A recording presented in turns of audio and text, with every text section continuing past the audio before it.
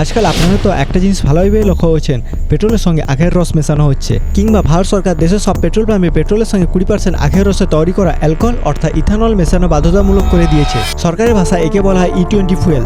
সরকার দাবি করেছে এই সিদ্ধান্তের কারণে ভারতের রাজকোষে প্রায় 1.36 লক্ষ কোটি টাকা বৈদেশিক মুদ্রা সাশ্রয় হয়েছে এবং পরিবেশ দূষণ পর্যন্ত এক ধাক্কায় অনেকটা কমে গেছে। কিন্তু মুদ্রার উল্টো পিঠের সত্যিটা হলো, রসায়নের নিয়মে এই ইথানল বাতাস থেকে জলীয় বাষ্প শুষে নিয়ে এবং পুরনো গাড়ির ফুয়েলের পাইপগুলোকে নীরবেই গলিয়ে ফেলছে। এমনকি এই ভারতের E20 পেট্রোল কিনতে আমাদের প্রতিবেশী দেশ ভুটান সরাসরি আপত্তি পর্যন্ত জানিয়ে দিয়েছে। দেশের অর্থনীতি বাঁচাতে এই মহাবিপ্লব কিভাবে সাধারণ মানুষের গাড়ির জন্য মরণফাল হয়ে দাঁড়িয়েছে। চলুন আজ কোনো নাটকীয়তা ছাড়াই একদম ল্যাব টেস্টের রিপোর্ট সহ এর পেছনে আসল সত্যটা A to Z খুঁটিয়ে দেখা যাক। ভারতের তৈরি এই ইথানলের রহস্য জট খুলতে আমাদের একটু পেছনের ইতিহাস জানতে হবে। ভারত হলো বিশ্বের তৃতীয় বৃহত্তম জ্বালানি তেল ব্যবহারকারী দেশ, কিন্তু এই ট্র্যাজেডি হলো আমাদের দেশের মাটির নিচে কোনো তেল নেই। আমাদের এই প্রতিদিন প্রয়োজনে 85% অপরিশোধিত তেল বা ক্রুড অয়েল বিদেশ থেকে চড়া দামে কিনে আনতে হয়। আর এই জন্য ভারতের রাজকোষে প্রতি বছর 11 লক্ষ কোটি টাকা সোজা চলে যায় আরবের দেশগুলোর পকেটে। ভারত সরকার দেখলো এই বিপুল পরিমাণ টাকা যদি দেশে আটকে রাখা যায় তবে দেশের অর্থনীতি এক ধাক্কায় রকেটের গতিতে উপরে উঠবে। আর এখানেই এন্ট্রি নেয় ইথানল। আমাদের দেশের এই কৃষকের উদ্ভিদ আখ, পচা ভুট্টা, নষ্ট চাল বা গমকে ফ্যাক্টরিতে পচিয়ে ফার্মেন্টেশন প্রক্রিয়ায় তৈরি হয় 99.9% খাঁটি বায়োফুয়েল। সরকার হিসেব করে দেখলো পেট্রোলের 20% ইথানলে মেশালে প্রতি বছর বিদেশ থেকে প্রায় 85,000 কোটি টাকা তেল কম কিনতে হবে। ইতিমধ্যে এই মাস্টার স্ট্রোকের কারণে ভারতে প্রায় 1.36 লক্ষ কোটি টাকার বৈদেশিক মুদ্রা সাশ্রয় হয়েছে।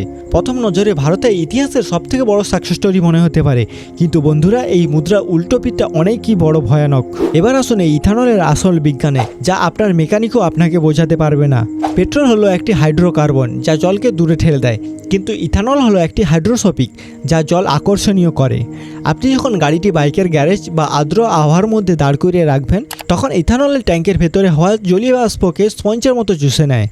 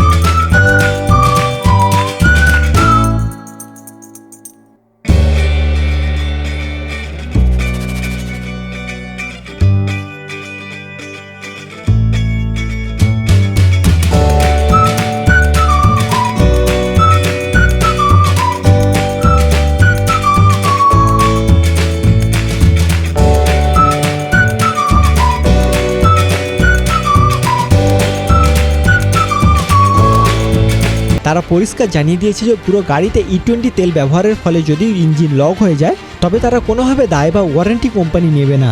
তবে এই ইথানলের গল্পটা শুধু ভারতের গাড়ির ইঞ্জিনের ভেতরেই আটকে নেই, এর প্রভাব পড়েছে আপনার রান্নাঘরে আজ আন্তর্জাতিক কূটনীতিতে।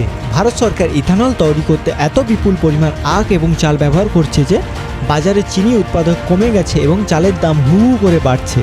ভারতের চিনি কলগুলো এখন চিনি তৈরির চেয়ে এই ইথানল তৈরিতে বেশি মনোযোগ দিচ্ছে। অর্থাৎ একদিকে দেশের গাড়ি সচল রাখতে গিয়ে অন্যদিকে মানুষের পেটে টান পড়ছে। আর এই ইথানল আন্তর্জাতিক স্তরে কেউই কিনছে না বা সম্মতি দিচ্ছে না। ভারতের অত্যন্ত বিশ্বস্ত প্রতিবেশী দেশ ভুটান ভারত থেকে এই E20 পেট্রোল নিতে সরাসরি অস্বীকৃত জানিয়েছে। ভুটানের পাহাড়ি বা বরফ এলাকায় শীতকালে তাপমাত্রা যখনই মাইনাসে নেমে যায় তখনই এই ইথানল মিশ্রিত পেট্রোলের জলীয় অংশ জমে গিয়ে ফুয়েল পাইপে পুরোপুরি জ্যাম করে দেয়। পাহাড়ি এই খাড়া রাস্তাগুলোয় ইঞ্জিন বন্ধ হয়ে যাওয়া মানে সরাসরি মৃত্যুর মুখে ঢলে পড়া।